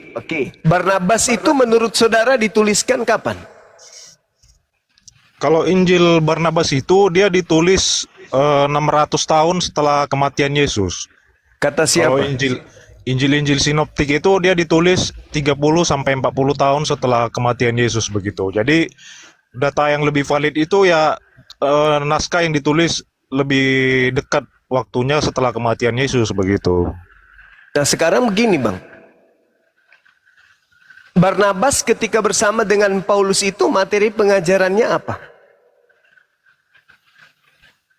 Kalau itu saya kurang paham, mungkin. Nah, itu dia. Pertanyaannya itu di situ. Itu dia yang perlu menjadi perhatian. Karena yang disoroti di dalam catatan-catatan Lukas itu dua oknum, yaitu Barnabas dan juga adalah Paulus. Permasalahannya sekarang adalah Barnabas yang adalah sekutu Paulus dalam mengajarkan tentang Injil, rujukan daripada Barnabas itu apa kepada orang-orang yang ada di Antioquia sana? Karena dia ini adalah pemberita Injil abad pertama. Sedangkan Lukas, Markus, Matius adalah penulis-penulis yang muncul kemudian belakangan, di mana manuskrip yang mereka yang ditemukan oleh bapak-bapak gereja itu kodeks yang ada di abad keempat. Sedangkan kitab-kitab ini bercerita tentang Barnabas yang justru hadir di abad pertama. Lukas muncul enggak di abad pertama? Enggak. Markus? Enggak juga. Yang muncul Barnabas. Mana catatan-catatan Barnabas itu? Yang muncul Filipus. Mana catatan-catatan Filipus itu? Ada? Enggak ada. Yang muncul Thomas. Injil sinoptik itu kan sudah selaras begitu. Memang Markus dan Lukas itu memang tidak saksi langsung menjadi saksi langsung oleh kehidupannya Yesus Kristus selama di dunia, tapi mereka itu seperti Markus itu kan dia teman dekatnya Rasul Petrus. Rasul Petrus kan saksi langsung melihat kehidupan Yesus, bahkan penyalipan dan kebangkitannya. Kalau Lukas kan seorang tabib dan dia seorang rekan apa dibilangnya, teman dekat lah gitu, bisa dibilang CS-nya lah gitu, CS-nya Paulus begitu. Jadi apa yang diajarkan oleh tulisan-tulisannya Paulus itu selaras dengan Injil sinoptik itu, karena kan dalam hukum Yahudi itu kan ini semua para rasul kan Judaism, lahir dari Judaism Yahudi. Jadi dalam hukum Yahudi itu syarat untuk suatu kebenaran yang absolut itu ya minimal 2 orang saksi mata, seperti Injil Matius dan Yohanes. Matius dan Yohanes kan memang rasulnya Yesus Kristus langsung, melihat kehidupan Yesus langsung selama di kehidupannya sampai kebangkitannya begitu, Bang Juma. Begini saudara, yang saya tahu nih sebagai orang yang belajar ya, ketika ada kemudian silang pendapat antara Paulus dengan Barnabas, itu adalah bukti bahwa Barnabas ini memiliki kemudian karakteristik pengajaran Injil pada masa itu yang bertentangan dengan karakter pengajaran Paulus, sehingga mereka terpecah. Maka tidaklah kemudian tanpa alasan dekret dari Paus Innocent dan juga Gelasius beserta dengan gereja-gereja barat di abad keempat itu menolak Injil Barnabas. Bukan tanpa alasan. Mereka bahkan mengutuk. Apa sebabnya? Ya, banyak hal yang mungkin bisa kita urai. Pertama, kemungkinan Barnabas jujur menceritakan tentang keadaan yang sesungguhnya terkait dengan Yesus yang berkeluarga atau berumah tangga. Atau Yesus diceritakan lengkap dari usia 0 sampai 33 tahun. Atau Barnabas menceritakan pesan-pesan Yesus akan datangnya orang yang datang setelahnya sebagai penolong lain. Bisa jadi kan? Apa alasannya kemudian dikutuk oleh gereja-gereja awal mula? Alasan ini harus dikemukakan kemudian. Kenapa? Karena Barnabas sebagai rekan sekerja daripada Paulus ini adalah orang yang hidup kemudian satu angkatan dengan Paulus. Artinya apa? Paulus dan Barnabas memiliki 2 mata rantai pengajaran. Nah, mana ajaran Paulus? Mana ajaran Barnabasnya? Harus dikemukakan. Sebagaimana Kristen mengemukakan adanya pengajaran Paulus. Karena Barnabas tidak mengajarkan kitab Roma, tidak mengajarkan kitab Galatia, Filipi, dan seterusnya. Tentu Barnabas mengajarkan konsep yang dia ajarkan, yang dia terima dari sang sumber, yaitu Yesus itu sendiri. Pertanyaannya sekarang, kenapa bapak-bapak gereja, utamanya gereja-gereja barat ini, itu menolak Injil Barnabas, bahkan dilarang kemudian. Mereka membuat keputusan untuk mengutuk Injil tersebut. Ada apa dengan itu semua? Ini pertanyaan. Ya, karena dia datanya tidak valid begitu. Dia di kanon tidak valid dan tidak sesuai dengan kesaksian Injil sinoptik. Kan Injil sinoptik itu di kanon karena sesuai dengan kesaksian empat rasul gitu. Jadi ceritanya semua sejalan dan sealur dan sesuai dengan keempat penulisan rasul ini begitu. Dua rasul yang bertemu langsung dengan Yesus begitu Bang Juma. Nah, kalau untuk yang mengenai perjumpaan Paulus dengan Tuhan Yesus yang berupa cahaya, di kisah para rasul kan sudah dijelaskan oleh Lukas temannya Paulus di Kisah Para Rasul 22 ayat 6 sampai 11, dia kan sudah menjelaskan karena dia di situ memang bersama Paulus dan yang lainnya mendengarkan suara itu begitu. Tapi waktu di perjalanan mereka melihat cahaya, Paulus melihat cahaya, memang mereka agak samar mendengar suara itu.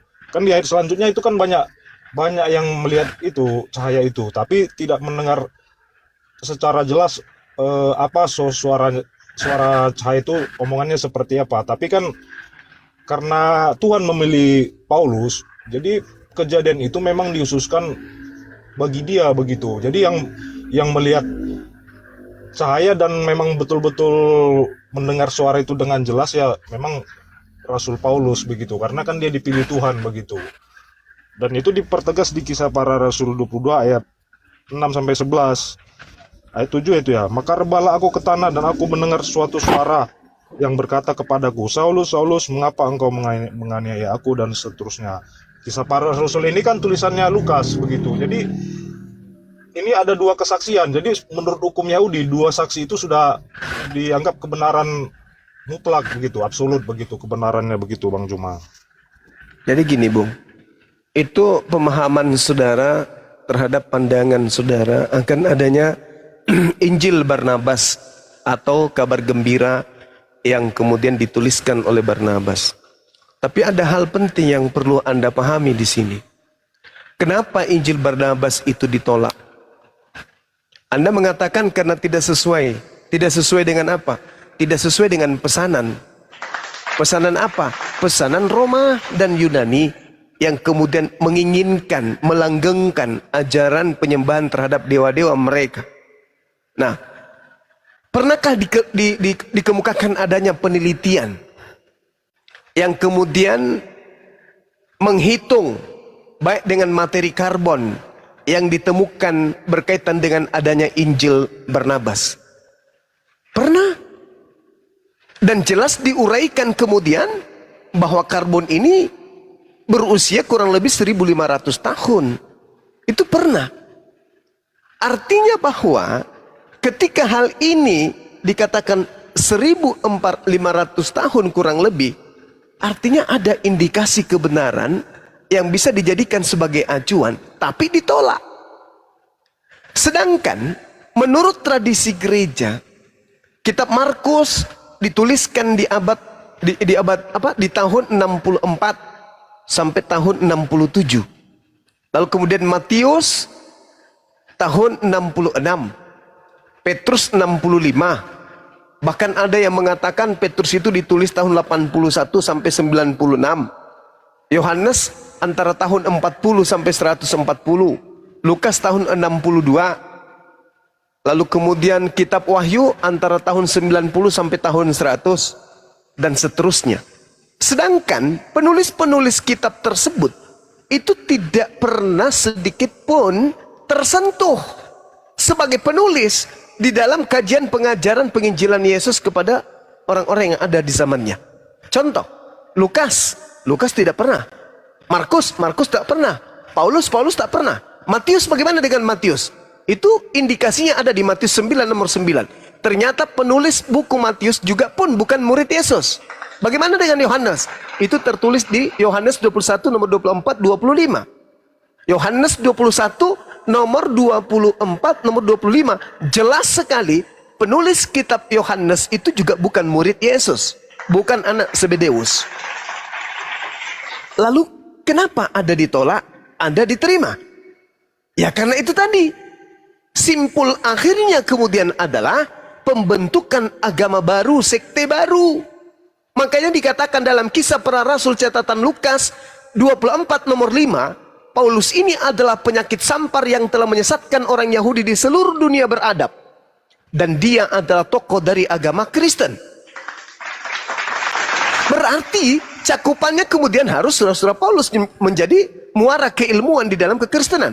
Sedangkan Barnabas ditolak. Kenapa ditolak kitab Barnabas ini? Karena kitab Barnabas itu menuliskan cerita-cerita yang diurai berdasarkan dengan kisah lengkap isi daripada narasi biografi tentang Yesus dari lahirnya sampai kemudian proses adanya penyaliban. Ditolak dong pasti. Yes, ditolak pasti. Bukan karena ini palsu, bukan karena ini sesat, tidak. Tetapi tidak berkesesuaian dengan harkat, dengan cara hidup, dengan pola keagamaan, dengan sistem, dengan akidah, keyakinan orang-orang Roma dan Yunani. Ini nggak boleh masuk menjadi kitab yang lolos pengkanonan. Kenapa? Karena di situ ada Tuhan nikah, ada Yesus kawin, Yesus punya anak, Yesus punya keturunan, Yesus tidak selamat, Yesus menubuatkan dan mengajarkan akan datangnya Nabi Muhammad. Tak boleh diterima, ditolak. Nah, sekarang pertanyaannya, siapa yang menentukan bahwa ini adalah sahih, ini valid, ini tidak? Siapa yang menentukan? Yesus? Tidak mungkin. Itu kan begini. Bapak-bapak gereja dong yang menentukan itu.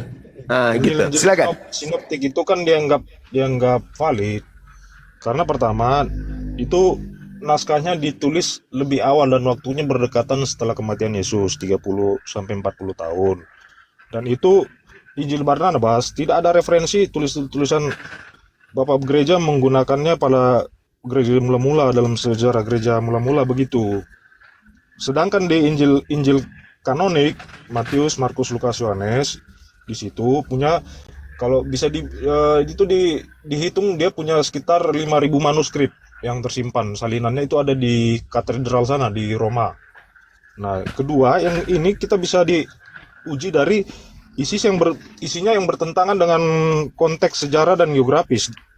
Di Injil Barnabas, Yesus disebutkan lahir di Bethlehem di Nazaret. Sedangkan secara historis berdasarkan Injil yang kanonik itu disebutkan Yesus lahir di Bethlehem. Itu bisa dilihat di Matius 2 ayat 1 dan Lukas 2 ayat 4 sampai 7. Nah, yang kedua itu ada dia penggunaan istilah mata uang denar. Nah, mata uang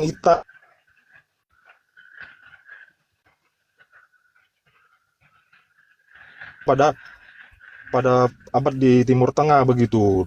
Dan kemudian bisa diuji dari gaya dan bahasa begitu. Injil Barnabas itu ditulis dalam bahasa Itali dan Spanyol, bukan ditulis dalam bahasa Yunani atau Aram yang digunakan di Palestina pada abad pertama.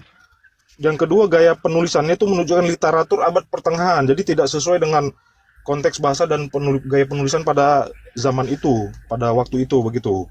Dan selanjutnya bisa diuji dari kontradiksi dalam Alkitab di 4 Injil kanonik ini. Nah, kalau di Injil Barnabas disebutkan bahwa Yesus itu bukan Mesias begitu.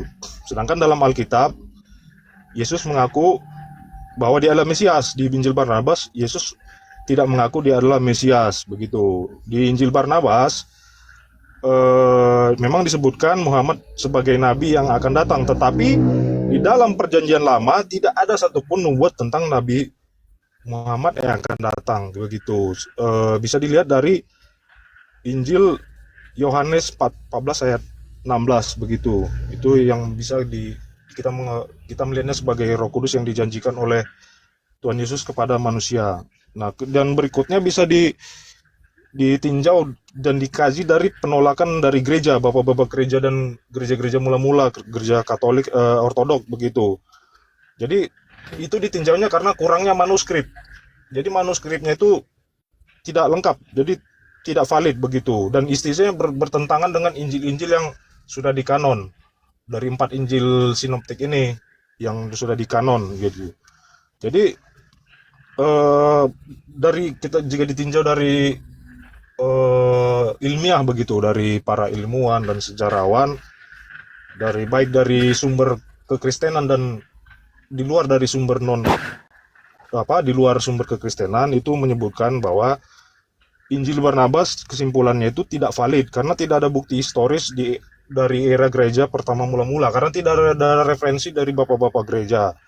Kedua, itu terdapat inkonsistensi, jadi tidak sejalan dan tidak konsisten mengenai fakta-fakta sejarah, geografis dan budaya pada zaman itu, karena dari gaya penulisannya yang menuliskan menggunakan gaya bahasa Itali dan Spanyol begitu.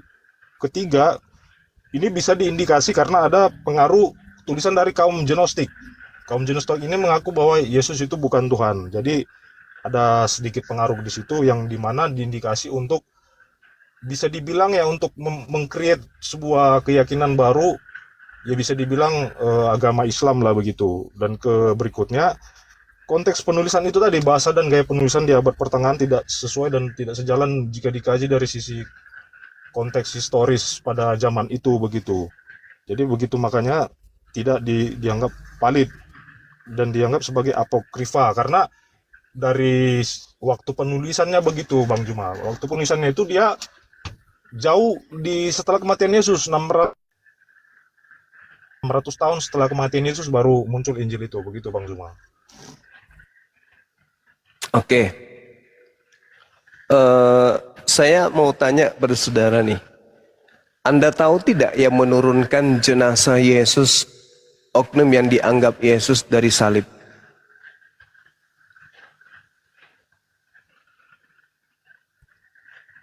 Anda tahu tidak? Yang menurunkan murid-murid Yesus. Di antaranya? Bang Ari. Itu siapa? Bang Ari. Saya kurang ini ya. Mungkin Pak Pendeta yang mengerti ke situ. Saya kurang. Iya.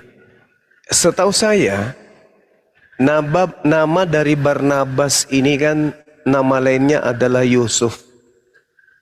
Yusuf ini jelas dari suku Lewi, dari Siprus.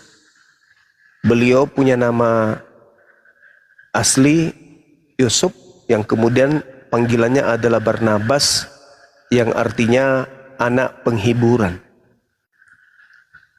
Nama beliau itu di dalam surat-surat Paulus disebutkan kurang lebih 5 kali. Di surat Lukas, di Kisah Para Rasul itu 23 kali. Kenapa orang ini begitu penting diceritakan? Karena orang ini adalah orang yang intim kepada gurunya, Yesus. Jadi Yusuf ini kemudian, kalau dia betul yang menurunkan mayat Yesus dari tiang, maka benarlah kenapa orang Roma menolak catatan-catatannya. Karena Barnabas menunjukkan keadaan yang sesungguhnya terhadap gurunya karena dia adalah pelaku. Dia berada di TKP. Itu yang pertama. Kedua, kalau kita melihat surat Paulus nih di dalam Galatia 2 misalnya. Di situ kemudian Paulus sendiri yang mengatakan bahwa Barnabas berada di sana bersama dengan siapa? Orang-orang Yahudi, murid-murid Yesus yang lain. Ini menandakan bahwa Barnabas ini saksi. Kalaupun ditolak, kenapa ditolak? Itu tadi, bukan karena catatan-catatannya itu tidak valid, atau catatannya itu tidak sahih. Ketika Anda mengatakan catatan Barnabas itu sebagai bagian daripada apokrifa, berarti tidak palsu dong. Tapi cuma disembunyikan aja. Kenapa disembunyikan? Karena tidak berkesesuaian dengan imannya orang Yahudi pada masa itu. Injil Barnabas di era awal kekristenan jelas merupakan ancaman bagi paham kekristenan yang mengakui karya keselamatan dan anak Tuhan. Sehingga yang terjadi, kalau ada yang ketahuan membaca Injil Barnabas, maka itu akan diungsikan, bahkan dibunuh.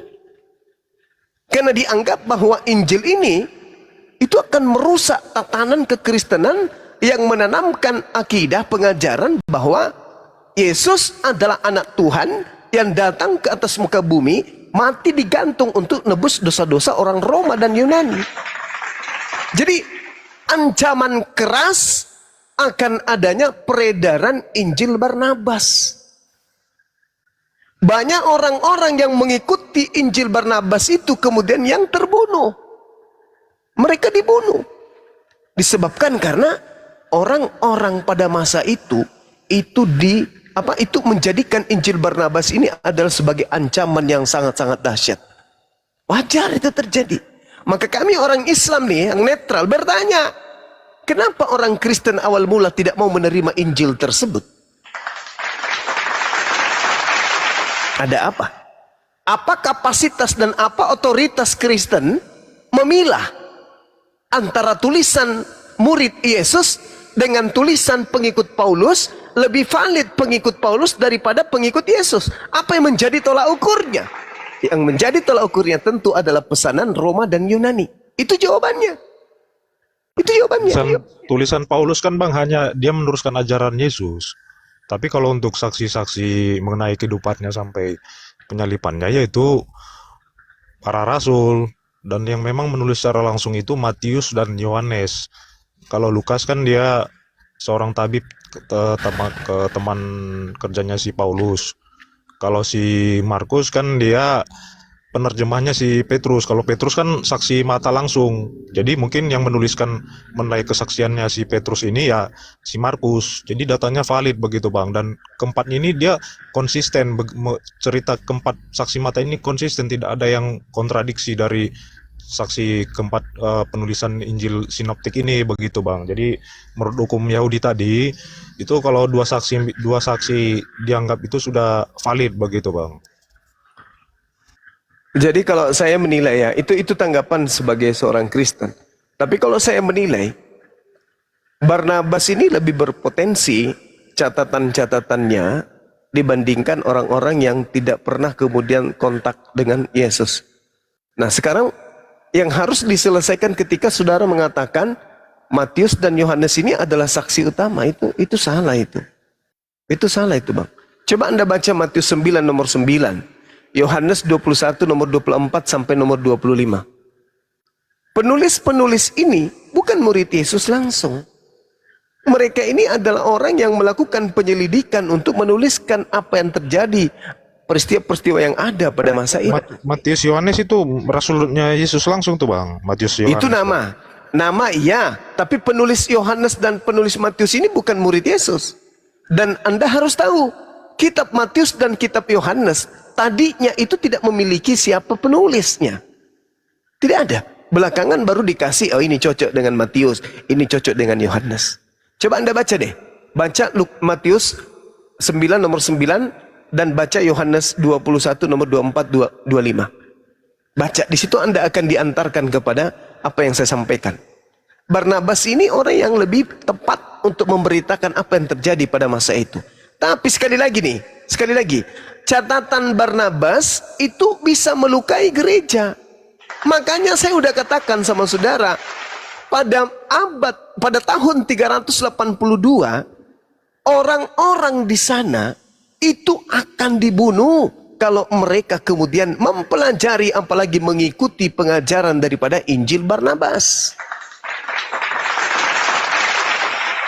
Itu yang terjadi. Terlepas Anda menolak itu, keadaan yang menyebabkan Anda harus paham bahwa Injil Barnabas ditolak karena tidak sesuai dengan konsep kepercayaan Romawi dan Yunani. Itu aja. Tapi kalau dari aspek pengajaran lebih sahih, lebih valid, karena Barnabas adalah saksi hidup. Dia murid. Kenapa Paulus diterima? Kenapa Barnabas tidak diterima? Ya itu tadi. Karena Paulus sendiri mengaku, aku diutus kepada orang-orang yang tidak bersunat. Makanya mereka ketika di Antioquia terjadi perpecahan antara Paulus dan Barnabas. Paulus melihat ini, Paulus semakin hari semakin aneh. Yesus yang tadinya diajarkan kemudian untuk bersunat, dia malah melarang orang bersunat. Yesus yang mengajarkan untuk bersabat, dia justru larinya ke hari Minggu. Oh, dia lebih berat kepada orang Roma dan Yunani. Tertinggallah maka terpisahlah mereka kemudian berdua. Nah, itu yang terjadi Bang. Itu yang terjadi. Itu penilaian saya sebagai seorang Muslim. Saya kira begitu untuk sementara dari saya. Silakan ada Dinda Ardiansa yang mungkin data-datanya bisa disajikan, diperlihatkan, dipertontonkan kepada saudara kita ini. Silakan Dinda Ardiansa atau yang lain. Saya bikin kopi campur masaku dulu. Silakan.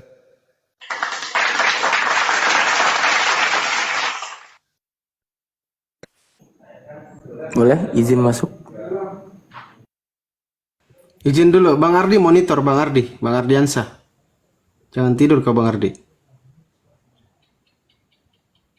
Bang Ardi, panggilan kedua. Oke, silakan Bang Daman. Bang Ganda ini Kristen ya, Ganda Situmeang. Buka mic-nya coba. Bang Ganda, tadi katanya Kristen. Kalau kita meninjau dari penjabaran Al-Quran, kalau kita meninjau daripada penjabaran Al-Quran, dijabarkan itu di dalam Al-Maryam ayat 39 kalau nggak salah. Ketika dikatakan fakhtalafal ahzab min bainihim, berselisih pahamlah golongan-golongan daripada mereka itu. Sekarang seperti ini. Al-Quran mengenon manusia melalui di dalam Al-Baqarah dikatakan am taquluna anna Ibrahim wa Ismaila wa Ishaqa wa Yaquba wal asbata qanu hudan aw nasara qul afata'lamuna amillah. Artinya Allah ingin katakan ini Al-Quran datang di akhir sejarah dan menutup sejarah keagamaan karena kata Allah afata'lamuna amillah, karena aku yang paling tahu siapa mereka yang ada di belakang. Makanya Al-Quran harus datang di akhir. Sekarang kita meninjau di antara Barnabas dan Bang Paulus itu. Dikatakan gini, fakhtalafal ahzab min bainihim. Berselisih paham golongan di antara mereka itu. Maka saat itu Islam menjabarkan ada 4 yang berselisih paham yang menyatakan siapa Isa. Dikatakan man huwa Isa. Mereka menjawab. Pertama ada kubu Yakubiyah, Nasturiyah, Malakaniyah, yang terakhir ada Hawariyun. Pertama kita jabarkan dulu penjabaran Al-Quran, baru kita kaitkan dengan sejarah dunia. Dikatakan di dalam Al-Quran, ada Yakubiyah, di mana Yakubiyah itu ketika ditanyakan kepada man huwa Isa, mereka menjawab, huwallah, dia itu Tuhan. Kenapa dia Tuhan? Ditanya oleh kubu yang kedua. Karena dia itu adalah ihbitu minas sama, turun daripada langit. Ahya minal ahya, menghidupkan daripada segala kehidupan. Amat minal amat, memantikan daripada segala kematian. Berselisih paham mereka setelah Nabi Isa tidak lagi di bumi. Yang kedua mengatakan, kazabta, engkau berbohong. Siapa jadi dia? Yang kedua Nasturiyah menjabarkan dia sebagai anak Allah. Yang ketiga ada yang namanya Yakubiyah Malakaniyah, ada Mulkiyah menjabarkan dengan pemahaman Triteos, di mana awal-awal mula-mulanya, di mana pertama Bunda Maria itu dan Nabi Isa juga disembahkan. Kita masuk ke sejarah dunia, di mana di dalam sejarah dunia sebelum pada masa konsili masih terpandanglah Bunda Maria itu mula-mula sebelum konsili 431 di Konstantinopel, itu masih terpandangnya bahwa Bunda Maria sebagai sesembahan. Di dalam konsili justru Bunda Maria pemahaman Mom of God diganti menjadi Mom of Christ. Saat itu diganti. Nah, kita masuk ke Injil Barnabas. Sekarang kita melihat, bukankah ini Barnabas ini adalah hidup juga pada masa Yesus ya?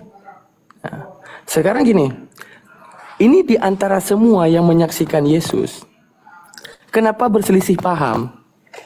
Sehingga ada ajaran-ajaran yang berbeda. Makanya si Barnabas ini mencatatkan sesuatu di dalam pandangannya tentang siapa Yesus. Makanya banyaknya di dalam Islam, di dalam Injil Barnabas itu yang menyebutkan dia hanya utusan Tuhan. Sama seperti awal mula-mulanya ajaran di tempat kelahiran Yesus sendiri. Sekarang di tempat kelahiran Yesus sendiri, coba kita perhatikan, di antara Israel ataupun Palestina, kenapa di tempat dia lahir, di tempat dia disalib, yang dikatakan disalib itu, justru agama itu tidak berkembang. Untuk menunjukkan ada pandangan yang diciptakan oleh manusia terhadap